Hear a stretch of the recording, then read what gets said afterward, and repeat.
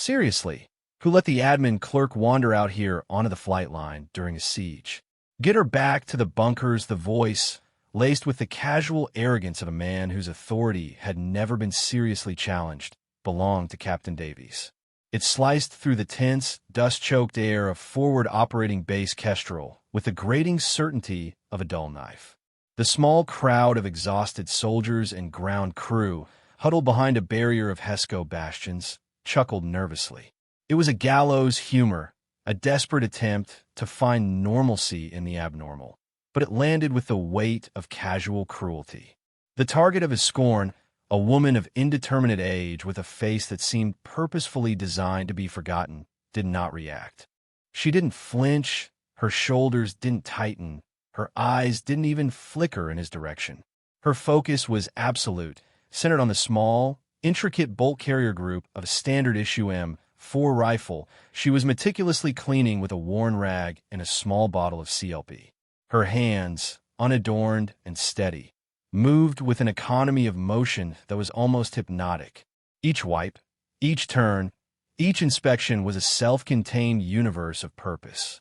She was a portrait of calm in the epicenter of chaos, an island of profound silence in an ocean of noise.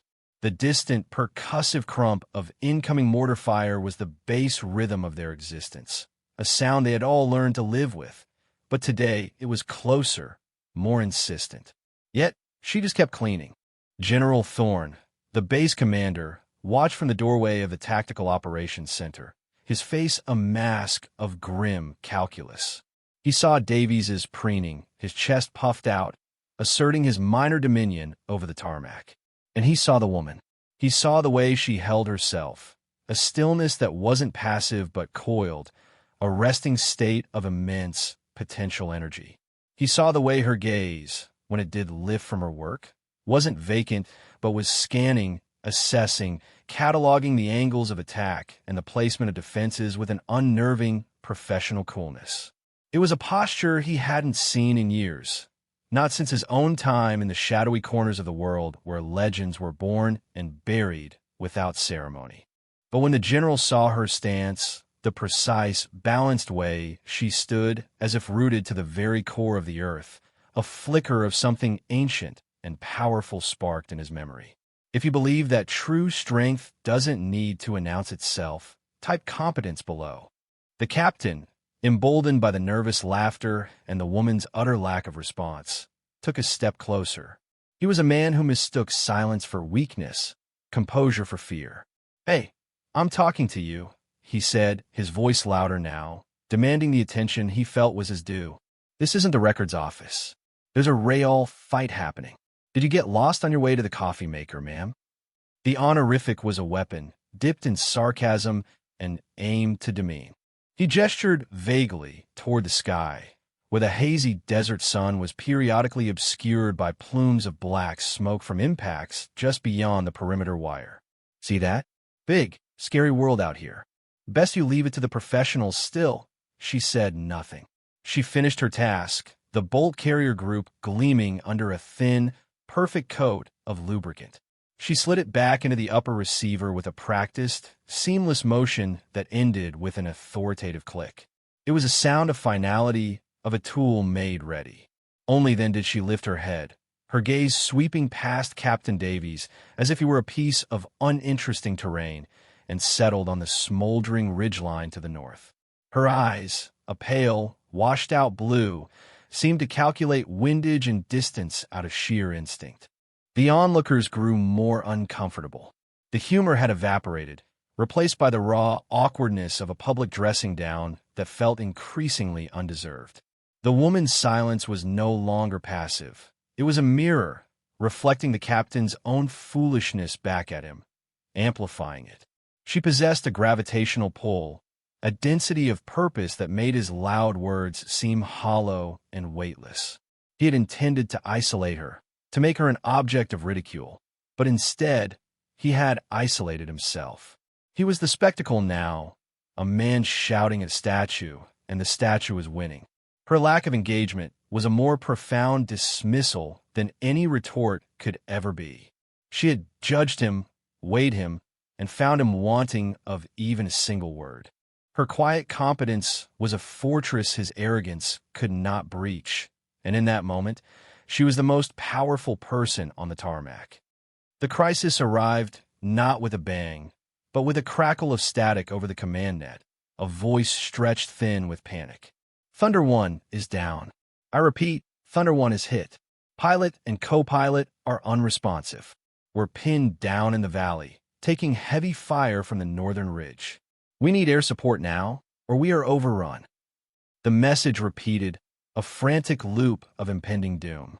The base's two remaining AH-64 Apache attack helicopters, majestic and deadly, sat silent on the flight line. Their crews, who had been flying relentless sorties for 72 hours straight, had been caught in the last mortar barrage.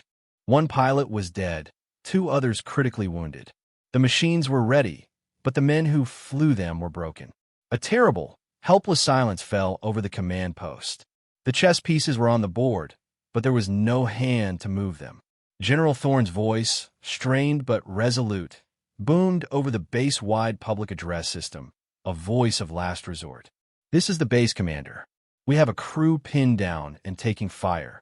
The medevac birds can't get in until we suppress the enemy on that ridge. I need an Apache pilot. Now, anyone with flight hours on an AH-64, report to the flight line immediately. The silence that followed his transmission was heavier, more profound than before. It was the sound of a collective hope dying. The specialized, arcane skill of piloting an Apache was not something one simply picked up. It took years of training, thousands of hours, a mind that could process a dozen streams of information at once. There was no one. The convoy in the valley was on its own. And then there was a movement. It was the woman. She methodically placed her freshly cleaned rifle against the HESCO barrier, rose to her feet in a single, fluid motion, and began walking toward the nearest Apache. She walked with a steady, unhurried pace, her boots making soft, rhythmic sounds on the dusty tarmac. Captain Davies, his jaw slack with disbelief, finally found his voice. You? You gotta be kidding me. Get back here. That's a $50 million piece of equipment, not a simulator at the county fair. He started to move towards her, to physically intercept her, but the general's voice cut through the air like a razor. Let her go, Captain. The ground crew, loyal to their fallen comrades and deeply skeptical of this unknown woman, watched with folded arms as she approached the Apache, call sign Reaper 2. Her approach was not that of a tourist or a clerk. It was a pilgrimage. She didn't look at the machine, she assessed it. Her eyes scanned the rotor mast, the stub wings, the landing gear, checking for fluid leaks or shrapnel damage from the recent barrage. She ran a bare hand along the fuselage, a gesture that was both an inspection and a greeting to an old friend. Reaching the cockpit, she didn't hesitate. She climbed the access ladder with the practiced ease of someone who had done it thousands of times, her movements economical and sure. Inside, she strapped herself into the pilot's seat, her hands flying across the instrument panel in a blur of controlled, precise activity.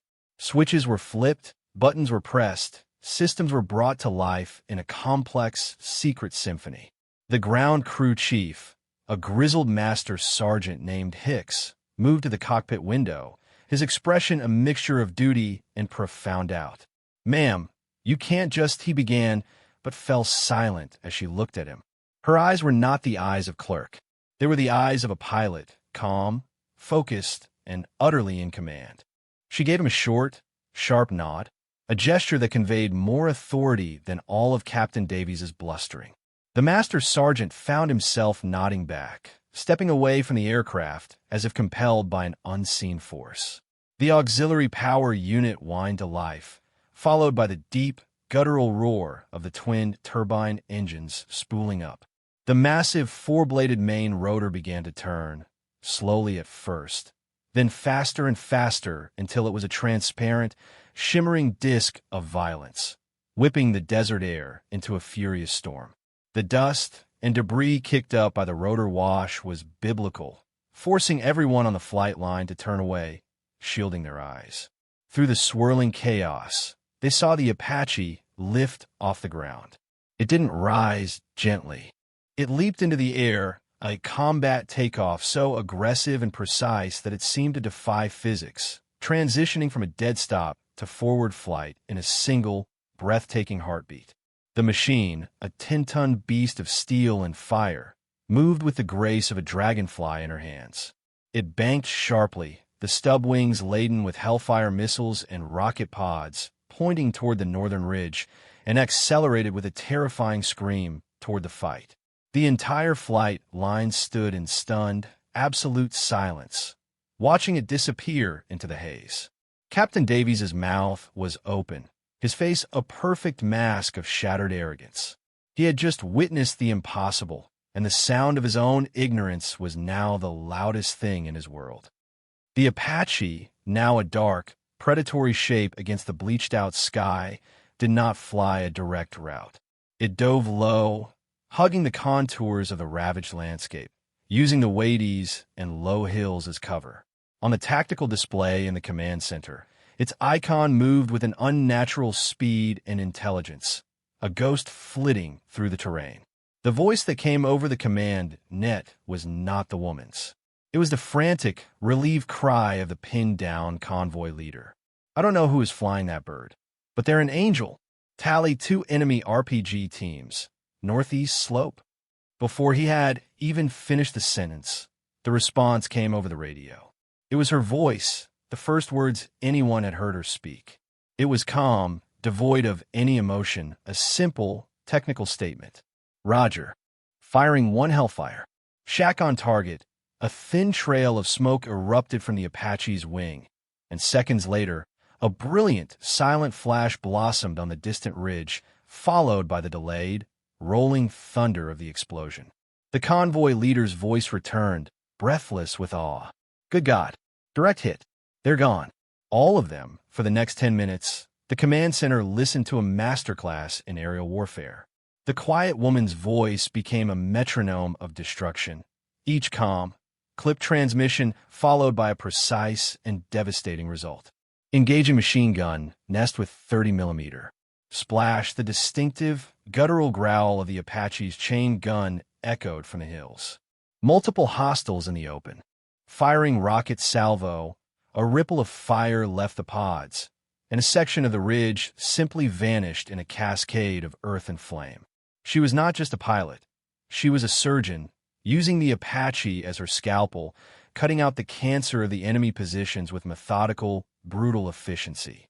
She flew the aircraft in ways the training manuals said were impossible, using its agility to make hairpin turns inside narrow canyons, popping up to fire and disappearing before the enemy could even react. The soldiers on the ground, who had been moments from annihilation, were now spectators to their own salvation. They watched in disbelief as the 10-ton gunship danced a ballet of death on the ridge above them, orchestrated by the calm, anonymous voice on the radio. When the last known enemy position was silenced, she made one final, low pass over the convoy, a gesture of reassurance. The convoy leader came back on the net, his voice thick with emotion. "Reaper 2, ground commander thanks you. You saved us all." "Who? Who are you?" The radio remained silent for a long moment. Then, her voice returned, just as flat and professional as before. "Reaper 2 is returning to base. The show was over." The silence that descended upon the northern ridge was absolute, a deafness born of smoke, fire, and the undeniable proof of overwhelming competence. The Apache reappeared over the base perimeter, flying low and fast. But as it approached the flight line, it did something extraordinary. Instead of a standard, powered approach, the pilot cut the engines into idle, initiating an auto-rotation. It was a maneuver used for emergency landings when engine power is lost, one of the pilot's most difficult and dangerous tests. But this was no emergency. This was a statement. The helicopter descended with a controlled, eerie quiet, the only sound the whistle of the massive blades windmilling through the air. With a final, delicate flare just feet from the ground, she bled off the last of her forward momentum and settled the 10-ton machine onto the tarmac with the gentle precision of a falling leaf. It was a dead-stick landing of impossible perfection, a final, unspoken mic drop. She went through the shutdown sequence with the same methodical calm she had displayed in starting it up. The whine of the turbines spooled down, the great rotors slowed and drooped, and silence once again reclaimed the flight line. For a long moment, no one moved. The entire population of FOB Kestrel seemed to be holding its breath, staring at the silent machine and the unseen pilot within. Captain Davies looked as though he had seen a ghost. His entire worldview, his carefully constructed hierarchy of who belonged where, had been demolished in the space of 15 minutes. He had mocked a clerk, and a warrior queen had answered. The cockpit canopy opened, and the woman emerged. She climbed down the ladder with the same unhurried grace, her face impassive. She looked no different than before. The same unremarkable features, the same plain uniform. But now, everyone saw her differently. They were not seeing a person. They were seeing a phenomenon. General Thorne began walking toward her, his expression unreadable. He moved with a purpose that parted the stunned crowd. He didn't stop to look at the faces of his soldiers or acknowledge Captain Davies's petrified state. His eyes were fixed on the woman. As he got closer, his gaze dropped from her face to her flight suit. Tucked almost out of sight, just above the breast pocket, was a small, circular patch, no bigger than a coin. It was faded and frayed, the colors muted by sun and time, its details nearly indistinguishable. But Thorne's eyes, sharpened by decades of command, saw it clearly. It was a winged horse, Pegasus, with a lightning bolt in its mouth, set against a black field. It was the insignia of the 160th Special Operations Aviation Regiment, the Night Stalkers, the most elite, secretive, and skilled aviators in the entire world. And in that instant, the general understood everything. The quiet woman wasn't just a pilot. She was a legend. The general stopped a few feet from her. He didn't speak. He simply looked at the patch, then back at her face, a slow, dawning wave of profound respect washing over his features. He turned to his aide, his voice low but carrying with absolute authority across the silent tarmac. "Give me the file on Warrant Officer Morgan, Anna." Right now, the aide fumbled with a ruggedized tablet, his fingers flying across the screen. A moment later, he held it out to the general. Thorne took the tablet and held it up so the officers and NCOs nearest to him could see. And then he began to read, his voice a powerful, resonant baritone that felt like a judgment. "Warrant Officer for Anna Morgan." He paused, letting the high rank sink in.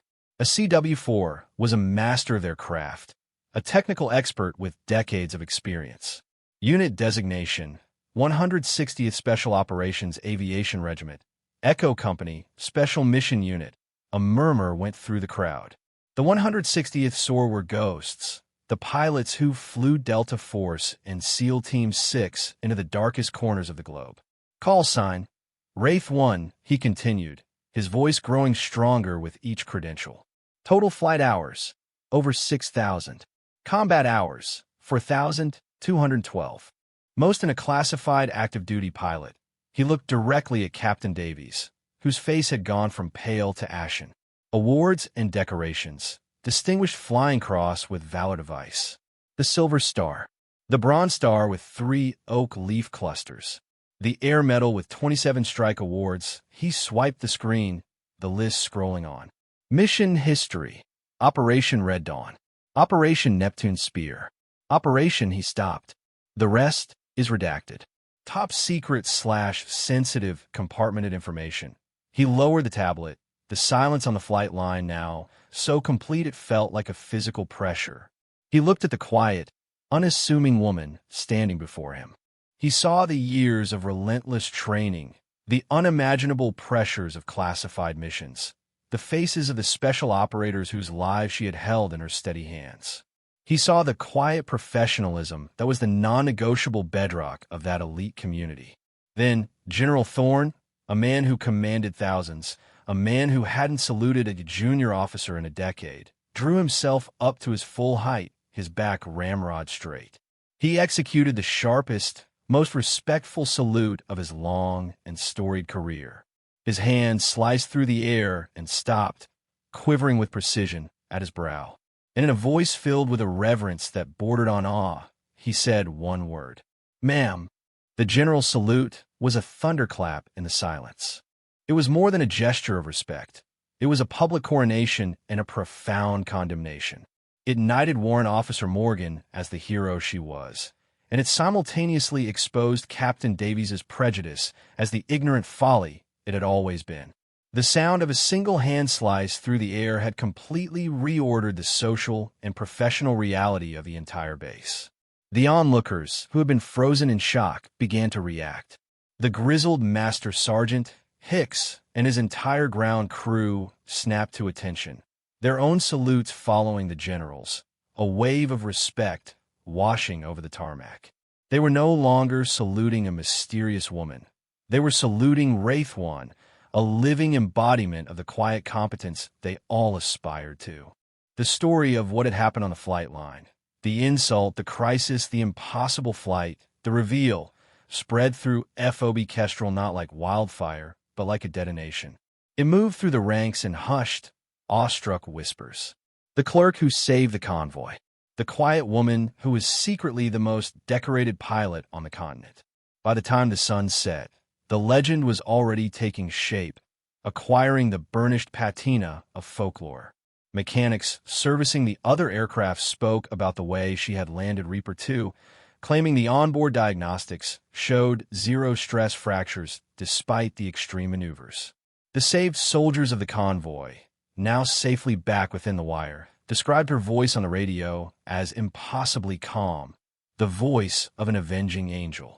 They began calling the engagement Morgan's Run. The name stuck. Anna Morgan herself, meanwhile, did what she always did. She deflected the attention, disappearing into the anonymous rhythm of the base. She was seen later that evening not in the officers' club, accepting accolades, but in the maintenance bay, helping Master Sergeant Hicks and his crew run a post-flight diagnostic on Reaper 2, her hands once again covered in grease, her focus absolute. Her silence returned, but it was different now. It was no longer a mystery. It was a known quantity, a silence that everyone now understood was filled with a depth of experience they could barely comprehend. It was the silence of the true professional, whose actions had already said everything that ever needed to be said. The next morning, Captain Davies found himself at a crossroads. He had been publicly, utterly, and deservedly humbled. His arrogance had been stripped away, leaving behind the raw, stinging shame of his own ignorance. He could have retreated into bitterness, lashing out or hiding in his office. But something in the quiet dignity of Warrant Officer Morgan had broken through his pride. He saw in her a standard he had failed to meet, not just in skill, but in character. He found her in the mess hall, sitting alone at a small table, methodically stirring a cup of coffee. He walked over, his steps heavy with the weight of his contrition. The entire room fell silent, watching. He stopped before her table, stood at the position of attention, and spoke, his voice clear and steady, devoid of its usual sarcastic swagger. "Ma'am," he began, the honorific now genuine, "I was wrong yesterday. My assumptions were unprofessional, and my conduct was unacceptable. There is no excuse for my behavior. I apologize." He didn't offer qualifiers or justifications. It was a clean, direct admission of his failure. Anna Morgan looked up from her coffee, her pale blue eyes meeting his for the first time. She held his gaze for a long moment, and in that moment, he felt the full weight of her assessment. She wasn't judging his apology. She was judging his sincerity. Then, she gave him the same small, sharp nod she had given the crew chief on the flight line. A gesture of acknowledgement, of acceptance. She said nothing, and she didn't have to. The nod was enough. With that one simple gesture, she gave him the gift of grace, allowing him to reclaim a measure of his honor. Davies returned the nod, turned, and walked away, a changed man. The lesson had been learned. From that day forward, he was a different kind of officer, quieter, more observant, quicker to listen, and slower to judge. The story of his public apology became the second chapter in the legend of Wraith One, a testament not just to her skill in the air, but to her profound wisdom on the ground. She had not only saved a convoy with her hands, she had salvaged a man's character with her silence. Months passed. The siege of FOB Kestrel was eventually broken. The enemy pushed back from the surrounding hills. A fragile, hard-won peace settled over the valley. Warrant Officer 4 Anna Morgan was gone, having vanished as quietly as she appeared, reassigned to another undisclosed location to fly other secret missions in the service of unseen operators. She left behind no forwarding address, no personal effects, only a legacy etched into the very soul of the base. The Apache she flew, Reaper 2, became a hallowed object. The ground crew, under the watchful eye of Master Sergeant Hicks, kept it in pristine condition. On its nose, just below the cockpit, someone had unofficially stenciled the name Wraith in small, ghostly letters. New pilots assigned to the unit would be taken to see it, and Hicks would tell them the story of Morgan's run. It became a mandatory piece of institutional folklore, a parable with a powerful moral. The story wasn't just about a surprise hero. It was a lesson in the core values of the military ethos. It taught them to look past the uniform to the warrior within. It taught them that assumptions are a luxury no soldier can afford. It taught them that the most dangerous person in the room is often the one who feels no need to prove it. Captain Davies, now a more thoughtful and respected leader, often incorporated the lesson into his briefings for new arrivals. "Look around you," he would say, his voice resonating with the quiet authority he had learned from her. "Don't judge by rank or age or gender. Judge by action. Judge by competence. The quietest person in this briefing might be the one who saves your life one day. Respect is earned through deeds, not decibels." The culture of the base had shifted, subtly but permanently. There was less blustering, more observation. A new premium was placed on quiet, demonstrated skill.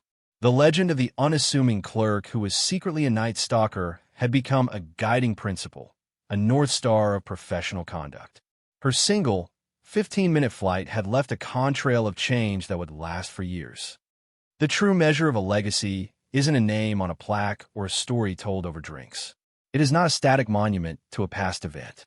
A true legacy is a living thing, a change in behavior that ripples forward through time, shaping the actions of those who come after. Anna Morgan's legacy was not in the name painted on an Apache or the story told to new recruits. It was in the quiet confidence of a young mechanic who now spoke up when he saw a problem, unafraid of being dismissed. It was in the respectful attention a seasoned officer now gave to the opinions of a junior enlisted soldier. It was in the collective understanding that the substance of a person is infinitely more valuable than their style.